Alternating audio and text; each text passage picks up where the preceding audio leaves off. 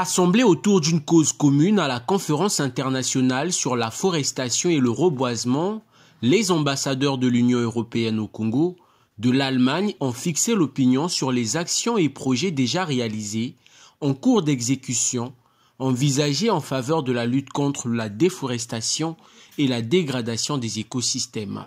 Évidemment, ça se décline dans des activités concrètes, des programmes de mise en œuvre.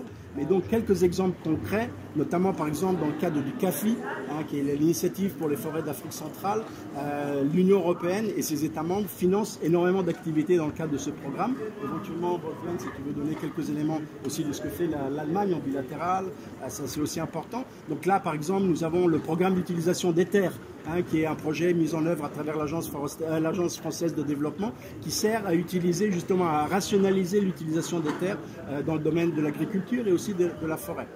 Précisons les 5 piliers fondamentaux de la feuille de route du partenariat Union européenne-Congo signée en marge du sommet des 3 bassins forestiers tropicaux. Giacomo Durazo, ambassadeur de l'Union européenne au Congo, a réaffirmé la volonté de son institution à soutenir les projets relatifs à la gestion durable des forêts. C'est des engagements sur 5 chapitres importants.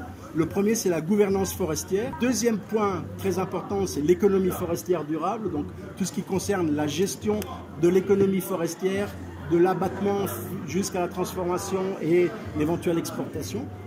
Quatrième point, ça concerne la biodiversité. Donc, vous savez que les forêts sont un réservoir très important de biodiversité au niveau de l'écosystème forestier congolais de l'Afrique centrale. Donc, c'est comment renforcer la gestion et l'utilisation et la conservation de la biodiversité dans les forêts. Et cinquième point aussi très important dont on discute aussi ici durant cette conférence, c'est tout ce qui concerne la recherche dans le domaine de la forêt. Donc ça, c'est les 5, disons, piliers du partenariat.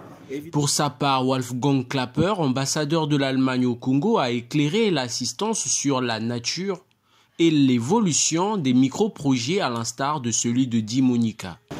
On est en train de réaliser quelques micro-projets et j'aimerais bien mentionner un projet qui se trouve dans la phase d'exécution à Dimonika, où il y a plusieurs milliers d'orpailleurs qui ont causé une dévastation à la réserve naturelle de Dimonika protégée par l'UNESCO.